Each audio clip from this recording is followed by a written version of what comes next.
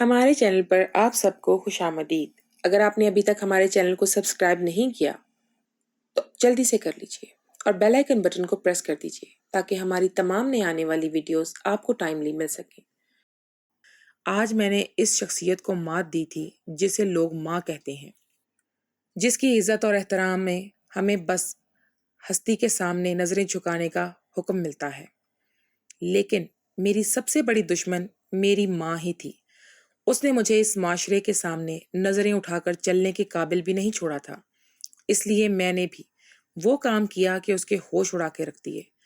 جہاں بیٹی ماں باپ کی عزت کی خاطر اپنی خواہشات اور محبت کا گلا گھونٹنا جانتی ہے، وہیں بیٹی جب بغاوت پر اتر آئے تو وہ سب کچھ کر گزرتی ہے جو میں کر چکی تھی۔ میں نشست چور اپنے یار کی باہوں میں جھولتی ہوئی اپنے گھر پہنچی تھی۔ دروازے میں میری ماں نہیں مجھے دیکھا اور اس حال میں دیکھ کر مجھے حیرت زدہ رہ گئی۔ میں مسکرائی تھی، آج بے حد خوش تھی۔ جس نوجوان کے سہارے میں چل پا رہی تھی، جو مجھے اپنے حصار میں لیے ہوئے تھے، میری ماں اسے گھر میں آنے سے روک نہیں سکتی تھی، اس لیے اسے اندر آنے کی جگہ دے دی۔ وہ مجھے کمرے تک چھوڑ کر کمرے سے باہر نکلا تھا۔ میں نشے میں چور یہ سوچ کر خوش تھی کہ بڑے عرصے بعد آج میں بڑی سکون کی نیند سے سوں گی، کیونکہ میں جانتی تھی میری ماں کی آج رات کی کانٹوں پر بسر ہوگی۔ میں نے بھی تو ایسی کئی راتیں کانٹوں پر گزاری تھی۔ اذیت کسے کہتے ہیں یہ میں نے 9ویں جماعت میں جان لیا تھا، جب پہلی بار میری ماں نے میں اس وقت اس نوجوان کے ساتھ کلب سے واپس آئی تھی۔ وہ لڑکا عیاش مزاج کا تھا، بڑے باپ کی اولاد تھا، مجھ سے فون پر باتیں کرتا تھا۔ ایک بار کہنے لگا آج تم سے بات نہیں کر سکتا، کلب جا رہا ہوں۔ میں نے کہا مجھے بھی ساتھ لے جاؤ گے؟ تو ہنسنے لگا، کہنے لگا نقاب پر ہی لڑکیاں آتی ہیں۔ وہ یہ اس نے کہہ رہا تھا کیونکہ میں اب تک برقعے کے نقاب میں ہی اس کے ساتھ آتی جاتی تھی۔ میں نے کہا مجھے پتا ہے کہ کلب میں کیسے جاتے ہیں، تو مجھے رات کو لینے آ جانا، میں تیار رہوں گی۔ کہنے لگا یہ تو اچھی بات ہے، اس بہانے میں بھی تمہیں دیکھ لوں گا۔ میں رات کے 12 بجے تیار ہو کر چپکے سے باہر نکل گئی تھی، کیونکہ مجھے اپنی ماں کو اذیت دینے کی جیسی اذیت میں اب تک سہ رہی تھی، کیونکہ ساتھ کے ساتھ گاڑی میں بیٹھے ہوئے مجھے خوف سا محسوس ہو رہا تھا۔ وہ مسلسل میرے چہرے کی طرف دیکھ رہا تھا۔ اب تک میں نے صرف اسے اپنے ساتھ دن کی روشنی میں نقاب میں ہی بس 10 منٹ کی مسافت طے کر لی تھی۔ اس وقت میں ایک ہلکے فینسی فراک پہنے ہوئے تھی۔ میں اس کے ساتھ کلب جا رہی تھی۔ اس کی نظروں کی بے تابیاں میرے چہرے کو تپا رہی تھی۔ مجھ سے کہنے لگا کہ تم اتنی حسین ہو، حسن کا شاہکار ہو، مجھے اندازہ ہی نہیں تھا کہ نادیہ آنٹی کی لڑکی گوہر نایاب ہوگی۔ مجھے اس کی تعریف بہت بری لگی تھی۔ میں کھڑکی سے باہر دیکھنے لگی، پھر لگا شاید میں غلط کر رہی ہوں، لیکن شاید تیر کمان سے نکل چکا تھا۔ ہم کلب پہنچے تو ایک بے ہنگم سا شور اٹھا تھا۔ لڑکے لڑکیاں شراب سے چوٹ ڈانس فلور پر ناچ رہے تھے۔ میرا جی چاہا یہاں سے واپس لوٹ جاؤں، لیکن ساتھ میرا ہاتھ پکڑے ڈانس فلور پر لے گیا۔ میں نے کہا مجھے ڈانس نہیں آتا۔ کچھ کہنے لگا میں سکھا دوں گا، اب جب یہاں تک آ گئی ہو تو یہاں کی حسین رات کا لطف اٹھا لو۔ اس نے ایک ویٹر کو اشارہ کیا اور اس کی ٹرے سے ہی 2 گلاس اٹھائے، ایک میری طرف بڑھایا اور کہنے لگا سارے غم بھول جاؤ گی۔ میں نے ایک نظر اس گلاس کی طرف دیکھا، پھر اپنی تلخ زندگی کو یاد کرنے لگی۔ پھر میں آنکھیں بند کر کے وہ گلاس ایک ہی بار پی گئی۔ مجھے اس کے بعد واقعی ہوش نہیں آ رہا تھا۔ نشے میں چور ہونے لگی، ناچنے لگی، میرا وجود اس وقت انقلاب میں تھا، لیکن میرا ذہن اپنی گزشتہ زندگی کی طرف یادوں میں گھرا ہوا تھا۔ چند ماہ پہلے کی بات ہے، میرے ذہن کے پردے میں ایک گزرنے لگی۔ آج پھر میری ماں سبزی پیش کر کمرے سے نکلی تو ہاتھ میں کئی ہزار کے نوٹ تھے۔ ان کے چہرے پر خوشی کی چمک میرا دل ضرور دہلا دیتی تھی۔ مجھے یہ بات سمجھ نہیں آتی تھی کہ لوگ اماں سے ہی سبزی خریدتے کیوں آتے ہیں۔ اب تو محلے میں اور بھی بہت سے لوگوں نے سبزی کی دکانیں کھول لی تھی اور اماں کے مقابلے میں ان کی قیمتیں بھی کم تھیں، لیکن رش ہمیشہ اماں کے اس کمرے پر ہی نظر آتا تھا جہاں وہ سبزی بیچتی تھی۔ حالانکہ آج کل کے مہنگائی کے دور میں لوگ وہیں سے سبزی خریدا کرتے تھے جہاں پیسے کچھ کم خرچ ہوتے ہوں گے، لیکن لوگ میری ماں سے ہی سبزی لے کر جاتے تھے، وہ بھی دگنی قیمت پر۔ دوسری بات میرے لیے حیران کن تھی کہ میرے والدین کے پاس نوجوان لڑکے زیادہ آتے تھے اور میری والدہ ایک ہی گاہک کو کمرے میں بلاتی تھی، پھر وہ آدھے گھنٹے بعد ہی سبزی لے کر باہر جاتا تھا۔ مجھے یہ بات بھی اپنی ماں کی سمجھ نہیں آتی تھی کہ ایسی بھی کیا وہ دکانداری کرتی تھی کہ ایک وقت میں ایک نوجوان ہی کمرے میں جا کر سبزی لے سکتا تھا، اور ایسی بھی کیا سبزی لینی ہوتی تھی۔ یہ میری ماں آدھا گھنٹہ لگا دیتی تھی وہ بھی دروازہ بند کر کے۔ مجھے یہ بات بھی سمجھ نہیں آتی تھی کہ ایک ایک نوجوان میری والدہ کو سبزیوں کا 5,000 دے کر چاہتا تھا، لیکن اس کے ہاتھ میں پکڑی سبزیاں بہت کم ہوتی تھیں، شاید 500 روپے کی بھی نہیں ہوتی ہوں گی۔ پھر وہ کس بات کی قیمت 5 یا 10,000 کے نوٹ ہوتے تھے۔ مجھے یہ حیرت ہوتی تھی کہ ایسا بھی میری ماں کیا جادو کرتی ہے کہ نوجوان لڑکوں کا ایک تانتا بن جاتا ہے۔ ہمارے گھر کے باہر تو گھنٹوں کی باری کرتے تھے مگر کہیں خریدتے تھے۔ یہ سلسلہ میرے والد کے انتقال کے بعد شروع ہوا تھا۔ ہمارے محلے میں کسی بھی سبزی اور پھل فروش کی دکان نہیں تھی۔ امی نے عدت جیسے تیسے گزاری اور اپنا زیور بیچا اور سبزی منڈی سے سستی سبزی خرید کر لانے لگی اور ایک کمرے میں رکھ کر۔ اس کمرے کا دروازہ ایک گھر کے اندر اور دوسرا دروازہ باہر کھلتا تھا، اس لیے امی گھر کے اندرونی دروازے کو بند کر کے لاک کر دیتی اور بیرونی دروازے سے ہی گاہک اندر آتے تھے اور سبزی خریدنے لگی، کیونکہ میری والدہ نے باہر ایک بوڑھی بورڈ لگا دیا تھا کہ یہاں سے سبزی ملتی ہے۔ امی نے سبزیوں کے ساتھ ساتھ یہاں پھل بھی لگانا شروع کر دیے۔ محلے میں پہلے ہی ایسی کوئی دکان قریب نہیں تھی، اس لیے بہت ہی جلد امی کے پاس سبزی خریدنے کے لیے گاہک آنے لگے۔ اس وقت تو امی بیرونی دروازہ کھولے رکھتی تھی، ایک ساتھ کئی لوگوں کو سبزی دیا کرتی تھی، مناسب قیمت پر دیتی تھی۔ لیکن کچھ عرصے سے تو ہمارے محلے میں کافی دکانیں کھل چکی تھی، سبزی والے بھی بہت ہو چکے تھے اور اب امی کے پاس نوجوان لڑکے زیادہ آنے لگے تھے۔ میری ماں کے رنگ ڈھنگ بھی بہت بدل گئے تھے۔ اب وہ سادگی میں نہیں رہتی تھی بلکہ میک اپ کر کے رکھتی تھی۔ اپنا پہناوا اوڑھنا بھی بدل چکی تھی، جیسے جیسے وہ سبزی فروش نہ ہو، کچھ اور ہی ہو۔ میں اب کالج جانے لگی تھی۔ جب بھی میں کالج سے واپس آتی تو سب سے پہلے کھڑکی سے جھانک کر دیکھتی رہتی تھی کہ امی کیا کر رہی ہیں۔ کبھی تو وہ کھڑکی لاک ہوتی تھی لیکن کبھی کھلی ہوتی تھی۔ میں نے کھڑکی سے جان کر دیکھا تو امی کسی خوش شکل نوجوان لڑکے سے ہنس ہنس کر باتیں کر رہی ہوتی تھی۔ ہاتھ میں سبزی کا شاپر تھا تو اسے پکڑا رہی تھی۔ اس لڑکے نے اپنی جیب سے 5,000 کے 2 نوٹ نکال کر انہیں تھمائے اور مسکراتا ہوا چلا گیا۔ جو بات مجھے شرم سے نظر چھپانے پر مجبور کر گئی تھی وہ یہ تھی کہ جب میں نے کھڑکی سے دیکھا تو وہ نوجوان اپنی شرٹ کے اوپر کے بٹن بند کر رہا تھا۔ پھر وہ کمرے سے باہر نکل گیا اور ایک اور نوجوان کمرے میں داخل ہوا، لیکن وہ نوجوان بہت تیز اور ہوشیار تھا۔ سب سے پہلے وہ پورے کمرے کو محتاط نظروں سے جائزہ لے رہا تھا، جیسے اسے شک ہو کہ اسے کوئی دیکھ رہا ہے۔ اس کی نظر کھڑکی کی عورت پر مجھ سے پڑی تو میرا دل دھک سے رہ گیا، لیکن اتنی دیر میں وہ کھڑکی کے پاس بڑے بے تکلفانہ انداز میں آ گیا۔ میں دھڑکتے دل کے ساتھ پیچھے ہٹی، کیونکہ میری والدہ نے مجھے سختی سے منع کر دیا تھا کہ میں کبھی بھی تانکا جھانکی کرنے کی کوشش نہ کروں۔ اس نوجوان کی جرات پر میں حیران تھی کہ اس نے کھڑکی اندر سے بند کر دی، جیسے کہ مالک تھا گھر کا۔ ایسا بھی کیا ایک اجنبی نوجوان بڑے آرام سے کمرے میں داخل ہو کر کمرہ ہی بند کر دے اور پورے کمرے کا جائزہ لینا شروع کر دے۔ پھر مجھ پر نظر پڑتے ہی خود آگے بڑھی اور کھڑکی کو بند کر دیا۔ سبزی خریدنے آیا تھا یا میری ماں کے ساتھ کچھ اور، مجھے یہ بات ایک نامعلوم سی اذیت میں ڈال دیتی تھی۔ میں بے چین سی ہوتی تھی اور اس کھڑکی کے پاس کیا ہو رہا تھا میں دیکھنے سے قاصر تھی، لیکن جو سمجھ میں آ رہا تھا وہ ایک اذیت تھی۔ میں اپنے کمرے میں چلی گئی، سونے کے لیے لیٹ گئی۔ میری بھوک مر چکی تھی، میں ایک مسلسل کرب میں مبتلا تھی۔ کئی بار مجھ سے میری سہیلیاں پوچھتی کہ تمہاری والدہ ایسے بھی کون سی خاص سبزی بیچتی ہیں جو زیادہ تر نوجوان لڑکے دور دور سے خریدنے آتے ہیں اور گھنٹوں ان کی گاڑیاں تمہارے گھر کے باہر کھڑی رہتی ہیں۔ اچھا واپس جاتے ہیں تو ان کے چہرے کھل رہے ہوتے ہیں اور ہاتھ میں سبزی کا بس چھوٹا سا شاپر ہوتا ہے۔ بہت سے میری دوست ہیں اس کے پاس گھروں میں رہتی ہیں، اس لیے ان کی نظر میرے گھر پر ہی ٹکی رہتی تھی، کیونکہ جو کچھ میری ماں کر رہی تھی وہ سب کی نظروں میں مشکوک سی ہوتی جا رہی تھی۔ لیکن میری والدہ کو اس بات کی پرواہ تک نہ تھی کہ وہ کیا کر رہی ہیں۔ میں اپنا جی جلاتے ہوئے نہ جانے کب سو چکی تھی۔ جب ان کے کمرے کے باہر سے آئی تو میری والدہ نہا کر باہر لان میں بیٹھی تھی، اکیلے میں مسکرا رہی تھی۔ مجھے دیکھا تو کبھی سنبھل سی گئی، کہنے لگی تم نے آج کھانا نہیں کھایا؟ ویسے ہی سب کچھ کچن میں پڑا ہوا ہے۔ میں نے کہا مجھے بھوک نہیں تھی۔ میں نے غصے سے منہ پھلایا، اپنی والدہ کے سامنے رکھے صوفے پر بیٹھ گئی۔ وہ مجھ سے ذرا گہری نظروں سے دیکھ رہی تھی، پھر مجھ سے پوچھنے لگی کیا بات ہے، تم نے کھانا کیوں نہیں کھایا؟ میں نے کہا اس لیے کہ میں اپنی دوستوں کی باتیں سن سن کر تنگ آ گئی ہوں۔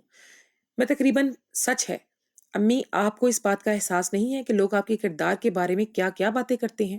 میرے اکھڑے لہجے کو نظر انداز کر کے وہ بولی تم پھر یہی بحث میرے ساتھ شروع کر بیٹھی ہو۔ مجھے تمہیں کوئی بھی صفائی نہیں دینی، لوگوں کا کام ہی باتیں بنانا ہے، اس لیے میں پرواہ نہیں کرتی، نہ ہی تم پرواہ کیا کرو۔ میں نے کہا مجھے پرواہ ہے، آپ دروازہ بند کر کے کون سی سبزی بیچتی ہیں؟ مجھے بتا دیں آپ کے پاس زیادہ تر صرف نوجوان لڑکے ہی کیوں آتے ہیں؟ مجھے اپنے سخت لہجے کی بھی پرواہ نہیں تھی۔ میری والدہ مجھے غصے سے دیکھنے لگی، کہنے لگی منہ بند رکھو اپنا، ورنہ زبان کھینچ لوں گی۔ تم ان لوگوں کی پرواہ ہے جنہوں نے کبھی ہمیں 2 وقت کی روٹی تک نہیں پوچھی کہ شوہر کے بغیر ان ماں بیٹی نے کچھ کھایا بھی ہوگا کہ نہیں۔ میں نے کہا ٹھیک ہے، میں نہیں کرتی لوگوں کی پرواہ، لیکن آپ مجھے تو جواب دیں گی نا کہ آپ سبزی بیچتی ہیں، وہ بھی کمرہ بند کر کے۔ میری بات پر میری والدہ کا چہرہ غصے سے سرخ ہوا تھا۔ کہنے لگی میں تمہاری جواب دہ نہیں ہوں، میں جانوں میرا کام جانے، آج کے بعد میری ٹو لگانے کی کوشش بھی مت کرنا۔ یہ کہہ کر وہ اٹھ کر کمرے میں چلی گئیں۔ میں بے جرم کھا کر رہ گئی۔ میری ماں تو اب بھی اور زیادہ محتاط ہو گئی تھی۔ کمرے کی کھڑکی ہر وقت بند رہتی تھی اور میری بے چینی عروج پر تھی۔ میں ابھی اسی اذیت سے دوچار تھی کہ ایک رات جو کچھ میری آنکھوں نے دیکھا، میرے ذہن آسمان بھی خطا ہو گئے تھے۔ سردیوں کی راتیں تھی، اس لیے سناٹے کا راج تھا، پنکھے بھی بند ہو چکے تھے، اس لیے آہٹ بھی صاف سنائی دیتی تھی۔ میری آنکھ کسی سرگوشی کی آواز سے کھلی تھی۔ میں کمرے سے باہر آئی تو امی کمرے کے باہر سرگوشیوں کی آوازیں آ رہی تھی۔ میں نے لاؤنج میں لگی کھڑکی کی طرف دیکھا تھا۔ رات کے 3 بج رہے تھے۔ میری ماں کے کمرے میں اس وقت کون تھا اور کیا کر رہا تھا؟ میں تو اپنی ماں کے دن کی اس قسم کی سرگرمیوں سے پریشان تھی، اور اب تو رات کا پہر تھا۔ میں نے دروازے کے ہول سے دیکھنا چاہا تو جو کچھ میری آنکھوں نے دیکھا میں چکرا کر رہتی۔ وہی نوجوان تھا جس نے اس دن کھڑکی میری بند کی تھی۔ میں واپس اپنے کمرے میں آ گئی۔ میری ماں تو خود آوارہ اس کے نام سے پورے محلے میں مشہور ہو چکی تھی، لیکن مجھ پر چیل کی طرح نظر رکھتی تھی۔ جیسے ہی میں نے میٹرک کیا، مجھے برقع نقاب کروانا شروع کر دیا۔ کچھ عرصہ پہلے ہم روکھی سوکھی کھاتے تھے، ہمارے گھر زیادہ آسائشیں بھی نہیں تھی، لیکن زندگی میں سکون تھا۔ میری ماں سادگی میں رہتی تھی، سبزی بھی مناسب قیمت پر بیچتی تھی۔ میں بھی انہی سبزیوں میں سے کچھ پکا لیتی تھی، لیکن ہم مطمئن تھے۔ ان پر ہمارے محلے میں چند دکانیں سبزی اور پھل فروش کی اور کھل گئی تھی۔ میری ماں کا کام کم ہونے لگا تھا، سبزیاں گل سڑ کر خراب ہونے لگی تھی، دن بدن کام گھاٹے میں جانے لگا تھا۔ میری والدہ بے حد پریشان تھی، پیسے برباد ہو رہے تھے کہ جب ایک ادھیڑ عمر کا شخص میری ماں کے پاس آیا اور کہنے لگا تم سبزیاں فروخت کرو، میں تمہارے کام کے لیے تمہیں ایک اچھی معقول رقم دوں گا، اور یہ بھی میرا وعدہ ہے کہ تمہاری دکان سے رش ختم نہیں ہوگا، لیکن تمہیں بھی میرے لیے ایک کام کرنا ہوگا جس سے تم دن دگنی رات چگنی ترقی کرو گی، بہت پیسے کماؤ گی۔ میری ماں نے کہا کہ ایسا کون سا کام ہے جس میں اتنی جلدی ترقی کر سکتی ہوں میں؟ تو وہ کہنے لگا پہلے اپنی بیٹی کو کمرے میں بھیجو، میں تمہیں اکیلے میں بتاؤں گا۔ اس وقت 9ویں جماعت میں پڑھتی تھی۔ امی نے مجھے کمرے میں بھیج دیا۔ میں یہ سوچنے لگی کہ ایسا کیا راز ہے جس نے مجھے انجان رکھا جا رہا ہے، لیکن اس کے بعد سے تو ہمارے گھر پیسوں کی ریل پھیل ہو گئی تھی۔ چند ماہ میں ہی میری ماں نے گاڑی بھی خرید لی تھی۔ اس کے پاس سبزی خریدنے والوں کا رش بڑھنے لگا۔ اس کے پاس سبزی خریدنے والوں کا رش بہت زیادہ ہو گیا، لیکن میری ماں کی چال ڈھال بدل گئی تھی۔ جو کچھ آج میں نے دیکھا تھا اب تو پانی سر سے گزر چکا تھا۔ وہ نوجوان دن کے ساتھ ساتھ راتوں میں بھی میری ماں کے پاس آنے لگا تھا۔ میں نے چپ سے ساتھ لی تھی۔ میرے اندر میری ماں اپنی کے لیے نفرت بڑھنے لگی تھی۔ میں ہر وقت منفی سوچنے لگی، ایک ذہنی الجھن کا شکار رہنے لگی۔ ایک دن جب میں کالج سے واپس آ رہی تھی تو وہ نوجوان گاڑی میں کہیں جا رہا تھا۔ مجھے نقاب میں دیکھ کر پہلے تو غور سے دیکھنے لگا، پھر گاڑی میرے پاس لا کر رک گیا۔ مجھ سے پوچھنے لگا تم نادیہ آنٹی کی بیٹی ہو نا؟ میں نے کہا ہاں۔ میرا لہجہ سخت تھا۔ کہنے لگا چلو میری گاڑی میں بیٹھ جاؤ، میں بھی وہیں جا رہا ہوں، تمہیں بھی چھوڑ دوں گا۔ میں نے اسے تیکھی نظروں سے دیکھا۔ میں نے کہا اپنے کام سے کام رکھو اور نکلو یہاں سے۔ اس قدر روکھے لہجے پہ وہ مجھے غور سے دیکھنے لگا اور کندھے اچکاتا ہوا گاڑی آگے بڑھا کر لے گیا۔ لیکن جب گھر آئی تو وہ گاڑی میرے گھر کے دروازے کے باہر کھڑی تھی۔ جب میں گھر میں داخل ہوئی تو وہ تھوڑی دیر بعد امی بھی اندر آ گئی اور مجھ سے کہنے لگی ساتھ تمہیں راستے میں ملا تھا، تم سے کہہ رہا تھا تمہیں گھر چھوڑ دے گا۔ میری ماں کے چہرے پر تفکر کی لکیریں تھیں۔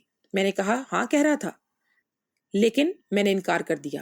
میری بات سن کر وہ جیسے مطمئن سی ہو گئی تھی۔ کہنے لگی آئندہ بھی کبھی وہ تم سے ایسا کہے تو تم سختی سے انکار کر دینا، وہ اچھا لڑکا نہیں ہے۔ میں پہلی بار اپنی ماں کے چہرے پر اتنی پریشانی دیکھ رہی تھی، جو اس وجہ سے تھی کہ اس لڑکے نے مجھے لفٹ دینا چاہی تھی۔ میں نے طنزیہ مسکراہٹ چہرے پر سجا کر کہا کہ جب وہ لڑکا اچھا نہیں ہے تو آپ اس کے ساتھ آدھا گھنٹہ کمرے میں کیا کرتی ہیں؟ میری بات پر وہ کہنے لگی تم مجھ سے سوال مت کیا کر، جو میں کہہ رہی ہوں بس وہ کرو۔ میرا کام ایسا ہے کہ میں اسے منع نہیں کر سکتی، لیکن تم اس لڑکے کا لحاظ مت کرنا اور کبھی غلطی سے بھی اس کی گاڑی میں نہ بیٹھ جانا۔ میں نے کوئی جواب نہیں دیا اور کمرے میں چلی گئی۔ میرے پاس میری ماں کی کمزوری آ چکی تھی۔ اگلے روز پھر سے وہ نوجوان مجھے کالج سے واپسی پر نظر آیا، لیکن اس بار وہ مجھے نظر انداز کرنے لگا۔ لیکن اس ٹائم میں نے اس کے ہاتھ کا اشارہ کر کے اسے اپنے پاس بلایا تھا۔ وہ مین روڈ کی دوسری جانب تھا۔ ٹریفک اس وقت ریڈ لائٹ پر رکی ہوئی تھی۔ مجھے وہ حیرت سے دیکھنے لگا کیونکہ ایک دن پہلے ہی میرا روکھا رویہ دیکھ چکا تھا، اس لیے آج میرے التفات پر اسے یقین نہیں آ رہا تھا۔ وہ اشارہ کرتے ہی گاڑی موڑ کر میرے پاس لے آیا، سوالیہ انداز سے مجھے دیکھنے لگا کہ پوچھ رہا ہو کہ مجھے کیوں بلایا ہے۔ لیکن میں نے بے تکلفی سے دیکھتے ہوئے فرنٹ ڈور کھولا جو کہ لاک نہیں تھا اور اس کے ساتھ بیٹھ کر دروازہ بند کر دیا۔ وہ حیرت سے منہ کھولے مجھے دیکھ رہا تھا۔ میں نے کہا تم یقیناً میری ماں کے پاس جا رہے ہو۔ مجھے بھی وہیں جانا ہے۔ میری بات سن کر وہ متحیر سا ہوا، پھر گاڑی چلانے لگا، پھر سگریٹ جلا کر اپنے منہ میں رکھا اور مجھے غور سے دیکھنے لگا اور کہنے لگا کل تک تو تمہیں بہت اعتراض تھا میری گاڑی میں بیٹھنے پر۔ میں نے کہا کہ آج نہیں ہے۔ میں جب گھر اس کی گاڑی میں پہنچی اور اس کے ساتھ میں گیٹ کی بیل بجائی تو جیسے ہی میری والدہ نے دروازہ کھولا میں یوں اس لڑکے کو ہنس کر دیکھنے لگی جیسے اس کی کسی بات پر ہنس رہی ہوں۔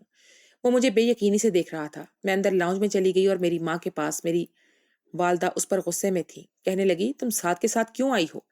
میں نے کہا اس نے لفٹ دی تو میں نے سوچا کہ آپ کی جان پہچان ہے، روز روز کیا انکار کروں۔ یہ کہہ کر میں اپنے کمرے میں چلی گئی۔ اب تو میں نے معمول سا بنا لیا تھا۔ میں واپسی پر اسی کے ساتھ آنے لگی تھی۔ اس کا فون نمبر بھی لے لیا تھا۔ میں اسے فون پر باتیں کرنے لگی۔ آج بھی اسی کے ساتھ واپس گھر لوٹتی تھی۔ اگلے روز جب آنکھ کھلی میری والدہ میرے پاس بیٹھی رو رہی تھی۔ کہنے لگی مجھے معاف کر دو، میں سب گناہ چھوڑ دوں گی لیکن تم بس اب نہ کرو، جسے بچانے کے لیے ہی میں نے یہ راستہ اختیار کیا ہے۔ میں نے کہا کون سا راستہ؟ کہنے لگی جو تمہیں لگ رہا ہے میں معصوم نہیں ہوں۔ میں نوجوان لڑکوں کو نشہ فراہم کرتی ہوں۔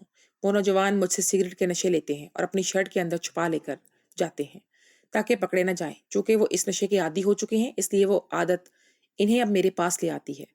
چند سال پہلے جو شخص میرے پاس آیا تھا وہ یہی کام کرتا ہے۔ وہ نشے کی سگریٹ فراہم کرتا ہے لوگوں کو اور میں سبزی کی آڑ میں نشے کی سگریٹ بیچتی ہوں، اس لیے یوں کھلے عام یہ کام نہیں کر سکتی۔ تمہیں بھی بتانا چاہتی تھی لیکن اس سے زیادہ میں نے کچھ نہیں کیا۔ تم مجھے بتاؤ کہ ساتھ کے ساتھ کہیں گئی تھی؟ اس نے تمہیں پامال کر دیا؟ میں نے کہا نہیں، اس نے میرے ساتھ کچھ بھی نہیں کیا، بلکہ ایک لڑکا مجھ سے بدتمیزی کرنے لگا تو ساتھ نے اسے بہت مارا اور مجھے وہاں سے واپس لے آیا۔ پھر مجھے کہنے لگا کہ میں اسے بری لڑکی نہیں لگتی۔ پھر تم میرے ساتھ یہ سب ڈرامہ کیوں کر رہے ہو؟ میں نشے میں تھی، اس نے اسے بتا دیا۔ آخر وہ مجھ سے کہنے لگا کہ تم اچھی لڑکی ہو، میں تم سے شادی کرنا چاہتا ہوں، لیکن پہلے خود کو اس نشے کی لت سے دور رکھو۔ میری ماں نے اپنے غلط کام سے توبہ کر لی تھی اور اللہ نے میری عزت بچا لی تھی۔ میری ماں ایمانداری سے سچی سبزی بیچنے لگی تھی۔ ساتھ بھی علاج سے کافی بہتر ہو گیا تھا۔ میرا رشتہ اس سے طے ہو چکا تھا اور گناہوں کا راستہ بہت آسان ہے اور سچ اور ایمانداری کا بہت مشکل، لیکن اگر انسان ارادہ کر کے وہ سچ کے راستے میں اللہ ہمارا مددگار ہوتا ہے۔ گناہوں کے راستے کی مثال ایسی ہے کہ جب ہم بلندی سے نیچے اتر رہے ہوں تو بہت جلدی اتر جاتے ہیں اور تھکتے بھی نہیں ہیں، تو ہمیں گناہوں کا راستہ آسان لگتا ہے۔ شارٹ کٹ کے جیسا اور نیکی کا راستہ ایسا ہی ہے کہ ہم بلندی پر چڑھ رہے ہوں اور بہت محنت درکار ہو اور ہم تھک بھی جاتے ہیں، لیکن جب ہم بلندی پر پہنچ جاتے ہیں تو ہم یہ سارا منظر واضح دیکھتے ہیں کہ حقیقت کیا ہے۔ گناہ کے راستے میں ہمیں کچھ دکھائی نہیں دیتا کیونکہ ہم پستی میں چلے جاتے ہیں اور کچھ نہیں دیکھ سکتے ہیں، لیکن نیکی کے راستے میں ہم اونچے سے اونچے مکان پر پہنچ کر سب کچھ دیکھ لیتے ہیں۔ جیسے کہ ایک شخص پہاڑ کے نیچے کھڑا ہو اور دوسرا پہاڑ کے اوپر ہو، تو جو پہاڑ کے نیچے سے اسے شہر نظر نہیں آئے گا، اور جب پہاڑ کے اوپر ہے جو وہ سارا شہر دیکھ سکتا ہے۔ بالکل اسی طرح نیکی کرنے والا جب بلندی پر پہنچ جاتا ہے تو اسے سب کچھ واضح نظر آنا شروع ہو جاتا ہے۔ اللہ سب کو نیک ہدایت دے کے اور سب کے لیے آسانیاں پیدا کرے تاکہ کوئی بھی اپنی زندگی کو سنوارنے کے لیے بدی کا راستہ نہ اپنائے۔ اگر ہم اللہ سے ہدایت کی دعا مانگتے رہیں تو اللہ ہمیں سیدھے راستے پر ہی رکھتا ہے، وہ بھٹکنے نہیں دیتا۔